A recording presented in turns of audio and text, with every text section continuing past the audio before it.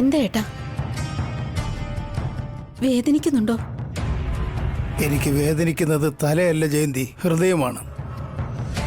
നമ്മുടെ രണ്ടു മക്കളും വലിയ ആപത്തിലെടുത്തിട്ടിരിക്കുകയാണ് നമ്മളെ. ഇപ്പൊ നമ്മുടെ ആപത്തൊക്കെ മാറിയില്ലേ ഏട്ടാ? ആ വയല് നമ്മൾ വിറ്റില്ലല്ലോ, നമ്മളെ തിന്ന് രക്ഷപ്പെട്ടില്ലേ? നമ്മൾ രക്ഷപ്പെടേണ്ടത് നമ്മുടെ സ്വാർത്ഥതയിൽ നിന്നാ. നമ്മുടെ മോളെ കല്യാണം നടത്തുന്നത് ഒരു സ്വാർത്ഥ ചിന്തയാണോ ഭാവനെ? വയലിൽ വിൽക്കണ്ടെന്ന് അബി പറഞ്ഞിട്ട് ഏട്ടൻ കേട്ടോ? അതേ കാര്യം ചെക്കന്റെ അച്ഛൻ പറഞ്ഞപ്പോ നിങ്ങൾ കേട്ടു. ആ ഒരൊറ്റ വാക്ക് എന്റെ ഏട്ടന്റെ മനസ്സ് മാറ്റിക്കളഞ്ഞു. ഇനി ഒരിക്കലും സ്ഥലം വിൽക്കാൻ ഏട്ടൻ സമ്മതിക്കില്ല. വയൽ കൊടുക്കാൻ പറ്റിയില്ല, അതിനുവേണ്ടി നമ്മൾ അധ്വാനിച്ചില്ലേ? അപമാനവും ഉണ്ടായി. ശരിക്കും ഇറിറ്റേറ്റിംഗ് ആയിരിക്കുന്നു. നീ എങ്ങനെ ഉൾക്കൊള്ളുന്നു എന്ന് എനിക്കറിയില്ല. എനിക്ക് ജീവിക്കാനേ തോന്നുന്നില്ല ജയന്തി. എന്റെ തല പൊട്ടിയപ്പോ ഞാൻ അപ്പോൾ തന്നെ മരിച്ചിരുന്നെങ്കിലെന്ന് ഞാനിപ്പോ ആഗ്രഹിക്കുകയാണ്. എന്തിനാ ഏട്ടൻ ഇങ്ങനെയൊക്കെ സംസാരിക്കുന്നേ? അതിനിപ്പോ ഇവിടെ എന്താ ഉണ്ടായേ? ഇനി എന്തൊക്കെ നടക്കണം ഏട്ടാ? സ്വന്തം നാട്ടിൽ തന്നെ നമ്മുടെ മാനം പോയി, ചെക്കന്റെ വീട്ടുകാരുടെ മുൻപിൽ നാണം കെട്ടു. അതിനിപ്പോ എന്ത് വേണമെന്നാ പറയുന്നേ? സ്വന്തം അനിയനായ അഖിലിനെ വിട്ടിട്ട് ആബിയോടൊപ്പം പോയി നിൽക്കാനാണോ പറയുന്നേ? അല്ല, വീടും ഫാക്ടറിയും എല്ലാം വിറ്റ് നമുക്ക് ഫോറിനിലേക്ക് പോകാം. യുഎസിൽ എനിക്ക് ഫ്രണ്ട്സ് ഉണ്ട്, അവിടെ എന്തെങ്കിലും ബിസിനസ് ചെയ്യാം. യുഎസിലെ ബിസിനസ്സോ? നീ എന്തൊക്കെയാടി പറയുന്നേ? ഞാൻ പറഞ്ഞത് സത്യമാണ് ജയന്തി. ഇങ്ങനെയുള്ളൊരു ജീവിതം ജീവിച്ച് നമ്മുടെ അവസാന നാളുകൾ ഇങ്ങനെ പാഴാക്കുന്നതിൽ എനിക്ക് വിഷമമുണ്ട്. എല്ലായ്പ്പോഴും ഒരുപോലെ ആയിരിക്കില്ലല്ലോ ഏട്ടാ. കുറച്ചുനാൾ കഷ്ടകാലവും പിന്നൊരു നല്ല കാലവും എന്നല്ലേ പറയാറ്? നമുക്ക് നല്ല നാളുകൾ വരും ഏട്ടാ, ആ ആഗ്രഹത്തിൽ ജീവിക്കാം.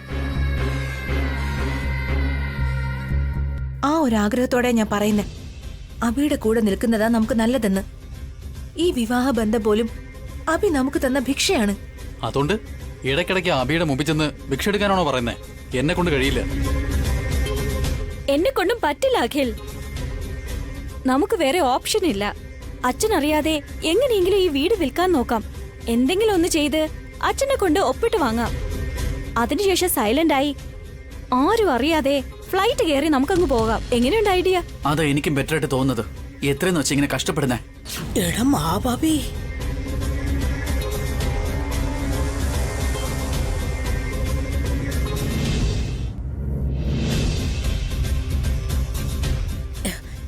എല്ലാരും ഓരോരോ പ്ലാനിങ്ങിലാ. അവരവരുടേതായ വഴി അവരവരെ തെരഞ്ഞെടുക്കുക. ഇപ്പൊ ഞാനേത് വഴിയിലാ പോണ്ടേ?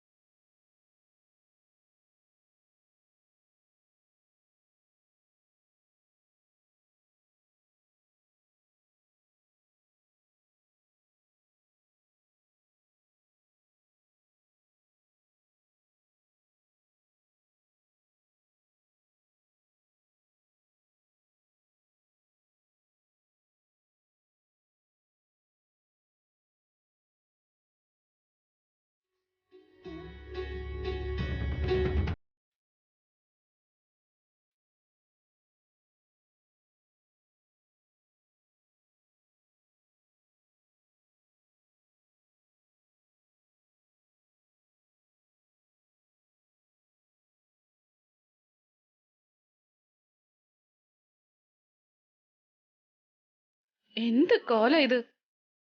മാർക്കറ്റ് മുഴുവൻ ഏട്ടൻ വീട്ടിലേക്ക് കൊണ്ടുവന്നോ? അയ്യോ, ഞാൻ മാർക്കറ്റ് മുഴുവൻ വാങ്ങിയൊന്നുമില്ല. പിന്നെ എന്തിനാ ഇത്രയും സാധനങ്ങളും പച്ചക്കറികളും വാങ്ങിക്കൊണ്ടു വന്നേ? നമ്മളൊരു തട്ടുകട തുടങ്ങാൻ പോവാ. തട്ടുകടയോ? താനല്ലേ പറഞ്ഞത് താൻ നല്ല രീതിയിൽ ഭക്ഷണം പാചകം ചെയ്യുന്നു. നാളെ മുതല് നമ്മള് തട്ടുകട നടത്താൻ പോവാ. എങ്ങനെ നടത്താനേട്ടാ? ഷോപ്പ് നോക്കിയില്ല, നമ്മളൊന്നും തയ്യാറാക്കിയത് കൂടിയില്ല. പിന്നെ എങ്ങനെ സ്റ്റാർട്ട് ചെയ്യാനാ? ദേ അങ്ങോട്ട് നോക്ക്.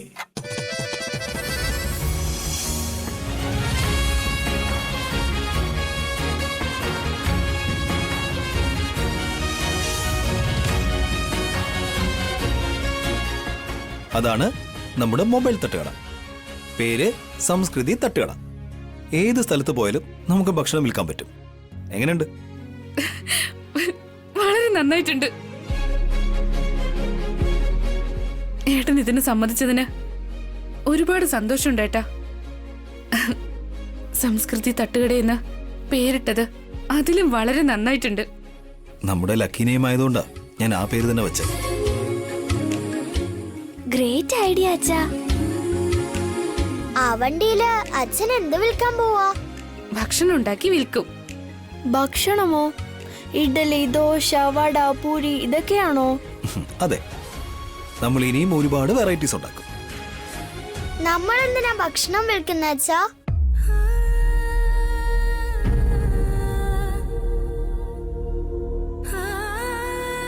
വിൽക്കുന്നതിൽ എന്താ തെറ്റുള്ളത്?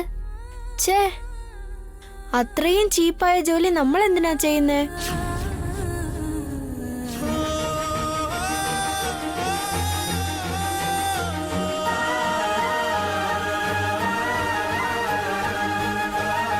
തട്ടുകട നടത്തുന്നത് പാവപ്പെട്ടവരുടെ ജോലിയല്ലേ, നമ്മുടെ ജോലിയല്ലല്ലോ.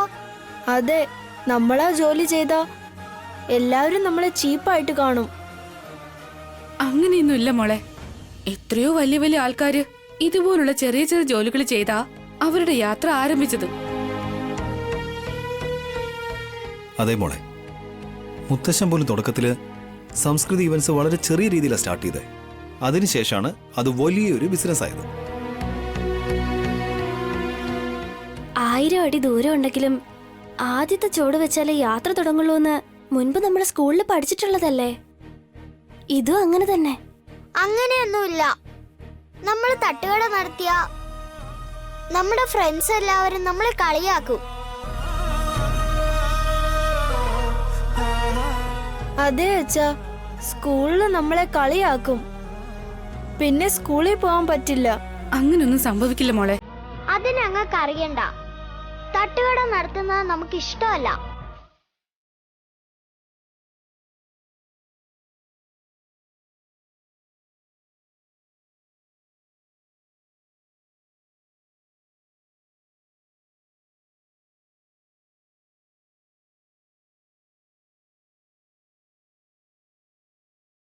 എനിക്കും താല്പര്യമില്ല.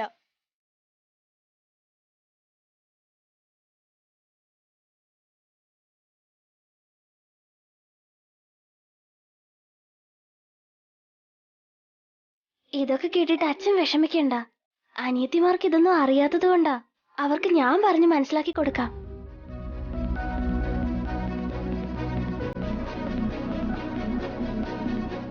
നമ്മൾ ഈ തട്ടുകട നടത്തുന്നത് നിനക്കിഷ്ടമാണോ ഉണ്ണി? നമ്മൾ മോഷ്ടിക്കുന്നതാണ് അച്ഛാ തെറ്റ്. കഷ്ടപ്പെട്ട് സമ്പാദിക്കുന്നത് ഒരു തെറ്റല്ലല്ലോ അച്ഛാ.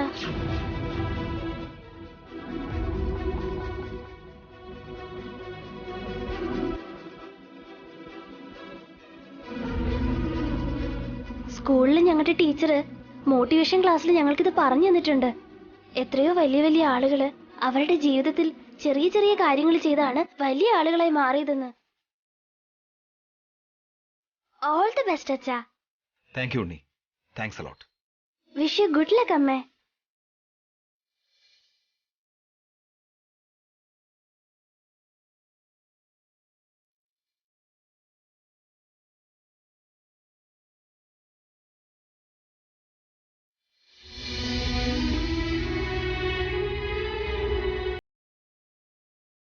അനിയത്തിമാരോട് നീ ഒന്ന് പറഞ്ഞ് മനസ്സിലാക്കണേ.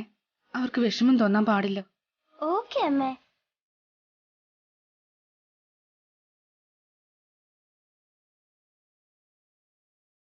നമ്മുടെ ഉണ്ണിക്ക് പ്രായത്തിൽ കവിഞ്ഞ മെച്യൂരിറ്റി ഉണ്ട്. അവൻ എങ്ങനെയുള്ള സിറ്റുവേഷൻ ആണെങ്കിലും പെട്ടെന്ന് തന്നെ അവൻ അതുമായിട്ട് അഡാപ്റ്റ് ആവും. ഏട്ടന്റെ അത്രയൊന്നും ആയിട്ടില്ലല്ലോ. ഒരുപാട് വലിയ വലിയ ഇവന്റ്സ് ഒക്കെ ചെയ്തിരുന്ന ഏട്ടൻ നാളെ മുതല് ദിവസം 1000 രൂപയെങ്കിലും കിട്ടുമോ ഇല്ലയോ എന്ന് അറിയാത്ത ആഹാരങ്ങൾ ഉണ്ടാക്കി വിൽക്കാൻ പോവാ. പണ്ട് സംസ്കൃതി ഇവന്റ്സ് നടത്തിയിരുന്ന അഭിറാം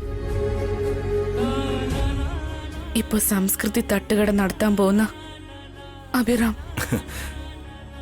രണ്ടിലും സംസ്കൃതി എന്നൊരു പേരുണ്ടല്ലോ. അതെ ഏട്ടാ. കഷ്ടപ്പെടുന്ന ഒരു സ്വഭാവം ഏട്ടനുണ്ട്. ആ സ്വഭാവം തന്നെയാ ഏട്ടനെ നല്ലൊരു മനുഷ്യനാക്കിയത്. നാളെ ഒരു വലിയ മനുഷ്യനാകാൻ പോവുക. എന്ന് വെച്ചാ ഇപ്പൊ ചെറിയ മനുഷ്യനൊന്നല്ല. ഇപ്പൊ ഈ ചെറിയ മനുഷ്യനും വലിയ മനുഷ്യൻ പറയേണ്ട കാര്യമുണ്ടോ? ഐഡിയ കൊള്ളാലോ. സൂപ്പർ ആയിട്ടുണ്ട്. താങ്ക്സ്. പക്ഷേ റോഡിൽ ഏട്ടനെ ലക്ഷറി കാറിലേക്ക് കണ്ട ഏട്ടന്റെ ഫ്രണ്ട്സ് ഈ തട്ടുകടയിലൊക്കെ വെച്ച് കണ്ട അവരെന്ത് വിചാരിക്കുമെന്നാ? ലക്ഷക്കണക്കിന് രൂപയുണ്ടെങ്കിലും നമ്മൾ ചോദിച്ചാൽ 1 രൂപ പോലും തരാത്ത ഫ്രണ്ട്സിനെ എനിക്ക് ആവശ്യമില്ല. ഉണ്ണി പറഞ്ഞതുപോലെ ഡിഗ്നിറ്റി ഓഫ് ലേബർ എന്ന് പറഞ്ഞ ഒന്നുണ്ട്. അതാണ് ഞാൻ ഫോളോ ചെയ്യുന്നത്. ഞാൻ ഏട്ടനെ ഫോളോ ചെയ്തോളാം.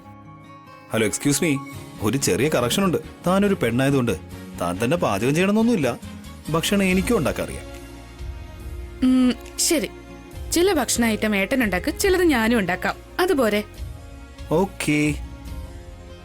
എന്റെ കൈപ്പുണ്യം എന്താണെന്ന് ഞാൻ എല്ലാവർക്കും കാണിച്ചു കൊടുക്കും.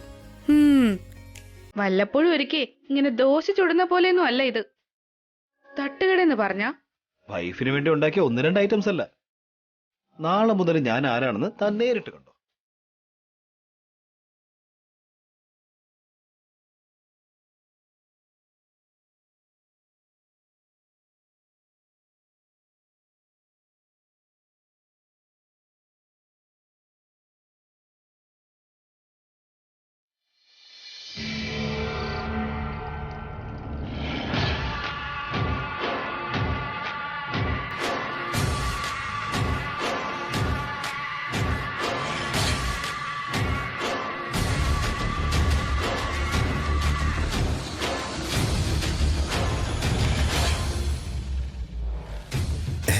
ടെൻഷൻ അടിച്ച് സാറ് കുടിച്ച് തന്നെ ചാവുന്നാണല്ലോ തോന്നുന്നത്. മണ്ടത്തരം പറയാതോ. മറ്റുള്ളവരുടെ ജീവൻ എടുക്കുന്ന ഞാനെന്തിനാ എന്റെ ജീവൻ കളയുന്നേ?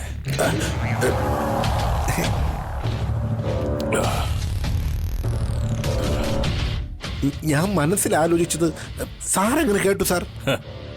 എവിടെയോ കിടക്കുന്ന ജനങ്ങളുടെ മനസ്സറിയാൻ പറ്റുന്ന എനിക്ക് കൂടെ നടക്കുന്ന നിന്റെ മനസ്സാണോ അറിയാൻ കഴിയാത്തത്? ഇത്രയും ജീനിയസ് ആയ സാറ് ആ സ്ഥലത്തിന്റെ കാര്യത്തില് അത്ര ദേഷ്യപ്പെട്ട് വന്നത് ഒട്ടും ശരിയായില്ല സാർ. ഇത്രയും കഷ്ടപ്പെട്ടിട്ടും ആ സ്ഥലം നമുക്ക് കിട്ടാതെ പോയി. നമ്മുടെ കഷ്ടപ്പാടെല്ലാം പാഴായിപ്പോയി. രാഷ്ട്രീയക്കാരന്റെ കഷ്ടപ്പാട് ഒരിക്കലും വെറുതെ ആവില്ല. ഏതെങ്കിലും ഒരു രൂപത്തിൽ അത് തിരിച്ചു വരും. സാറ് ദേഷ്യപ്പെട്ടങ്ങ് വന്നതല്ലേ, പിന്നെയും ആ സഹോദരങ്ങള് സാറിന്റെ അടുത്ത് വരുമെന്ന് തോന്നുന്നുണ്ടോ? എന്തുകൊണ്ട് വരില്ല? ഇപ്പൊ ഇലക്ഷൻ നടക്കുന്നതിന് മുമ്പ് നമ്മൾ വോട്ടേഴ്സിനെ അന്വേഷിച്ച് ചെല്ലും. ഇലക്ഷൻ കഴിഞ്ഞതിന് ശേഷം വോട്ടേഴ്സ് നമ്മുടെ മുന്നിൽ വരി വരിയായി നിൽക്കും. പക്ഷേ ആ സഹോദരങ്ങള് സാറിന്റെ വോട്ടേഴ്സ് അല്ലല്ലോ സാർ, പാർട്ട്നേഴ്സ് അല്ലേ.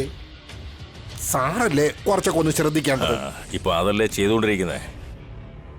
എന്താണെങ്കിലും വിട്ടുപിടിക്കണം പിയെ. അവരുടെ ബന്ധു ആ വയല് വാങ്ങില്ല എന്ന് പറഞ്ഞതുകൊണ്ട് ഇനിയൊരു പാർട്ടിയെ നോക്കാമെന്ന് പറഞ്ഞെന്ന് വെച്ചോ, നമ്മൾ അവരുടെ പിറകെ പോകുന്നത് പോലെ. അതുമല്ല, ഇനി അവരൊരു പാർട്ടിയെ കാണണമെന്ന് പറഞ്ഞാൽ അവര് നമ്മുടെ പിറകെ വരുന്നത് പോലെയാക്കും. സാറ് സീരിയസ് ആയതുകൊണ്ട് അവരും സീരിയസ് ആയിട്ട് സാറിന്റെ സ്ഥാനത്തേക്ക് അവര് വേറൊരാളിനെ കൊണ്ടുവന്നാലോ? അവർക്ക് അത്ര ബുദ്ധിയില്ല പിയെ. അവർ ഇറച്ചി വെട്ടുകാരനെ വിശ്വസിക്കും പോലെ സൂക്ഷിപ്പുകാരനെ വിശ്വസിക്കില്ല. സത്യം കണ്ടോ? സാർ, അഖില വിളിക്കുന്നേ.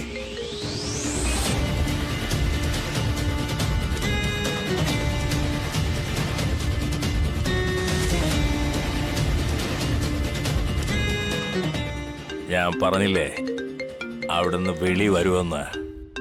ആരുടെ കണക്ക് തെറ്റിയാലും എന്റെ കണക്ക് തെറ്റില്ല പിയെ. ഹലോ, ആരാ? ഇത് ഞാനാ സാർ, അഖിൽ. ആ, ഏതഖിൽ?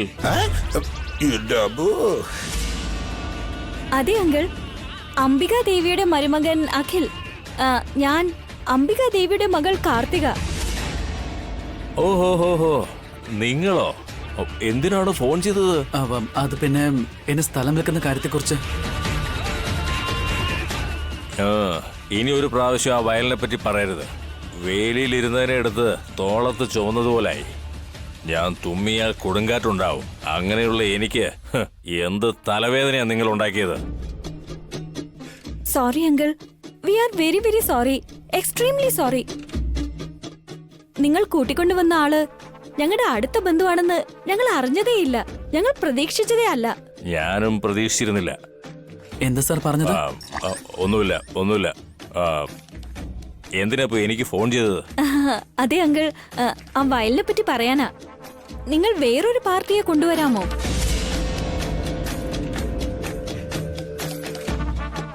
എന്തിന്? ഇനി അവിടെ വന്ന് എന്നെ നാണം കെടുത്താനാണോ? സോറി സാർ, ഇനി ഒരിക്കലും അങ്ങനെ നടക്കില്ല. ഞാനും എന്റെ ഏട്ടനും സൈൻ ചെയ്ത ഡോക്യുമെന്റ്സ് സാറിന്റെ കയ്യിൽ ഏൽപ്പിക്കാം. ആ സ്ഥലം ആർക്ക് വേണമെങ്കിലും വിറ്റോളൂ, ഒക്കെ സാറിന്റെ ഇഷ്ടം. ശരി, ഇപ്രാവശ്യം അത് മുറ പോലെ ചെയ്യോ? ഷ്യൂർ അങ്കിൾ, ഇത്തവണ ഉറപ്പായിട്ടും. അപ്പൊ കയ്യൊപ്പിട്ട് വയ്ക്ക്, ഞാൻ പാർട്ടിയെ കൊണ്ടുവരാം. Thank you sir, thank you so much. എന്തിനാ മോനെ താങ്ക് യു? നിങ്ങളെ പോലുള്ള ആളുകൾ നന്നായിരുന്നാലേ ഞങ്ങൾക്ക് നന്നായിരിക്കാൻ പറ്റൂ. വയ്ക്കട്ടെ. സാറിന്റെ മനസ്സിലുള്ളത് സാർ പുറത്ത് പറഞ്ഞല്ലേ? അതാ, അവര് നന്നായിരുന്നാലേ സാറ് നന്നായിരിക്കും പറഞ്ഞില്ലേ? അത്ര എളുപ്പത്തിൽ ഞാൻ വിടുവോ? ആ ചേട്ടാനിയന്മാരെ നടുറോഡിൽ കൊണ്ടുവന്ന് ആ അഭിറാമിനോട് പ്രതികാരം ചെയ്യുക എന്നതാണ് എന്റെ ലക്ഷ്യം. അതുവരെ എനിക്ക് ഉറക്കമില്ല. ഒഴിക്ക്. ആ MLA സമ്മതിക്കില്ലാന്ന് ഞാൻ കരുതിയത്. നമ്മളെ വീണ്ടും സഹായിക്കെന്ന് പറഞ്ഞല്ലോ. നമ്മുടെ സമയം നല്ലതാ കാർത്തിക. ഇത് നമുക്കൊരു ഗോൾഡൻ ചാൻസ് ആണ് അഖിൽ. നാളെ നിങ്ങളുടെ ചേട്ടനെ കൊണ്ട് സൈൻ വാങ്ങിച്ചാ കാശ് നമുക്ക് കൈക്കലാക്കി ഫോറിനിലേക്ക് പോകാം. പേപ്പേഴ്സിൽ എന്താ എഴുതിയിരിക്കുന്നെന്ന് പറയാതെ ഏട്ടനെ കൊണ്ട് സൈൻ ചെയ്ത് വാങ്ങണം. എന്നാലേ ആ സ്ഥലം വിറ്റ കാശ് നമുക്ക് സ്വന്തമാവും. എടാ കൊച്ചുമോനെ, കാർത്തികയുടെ കൂടെ ചേർന്ന് നീ വലിയ പ്ലാൻ തന്നെ ഇട്ടിരിക്കുന്നേ. ഇത് കലികാലം തന്നെയാ. അല്ലല്ല, കാശുള്ളതിന്റെ അഹങ്കാര. നിങ്ങളുടെ പ്ലാൻ എനിക്ക് മനസ്സിലായല്ലോ. ഇനി എന്റെ പവർ എന്താണെന്ന് ഞാൻ നിങ്ങൾക്ക് കാണിച്ചു തരാം.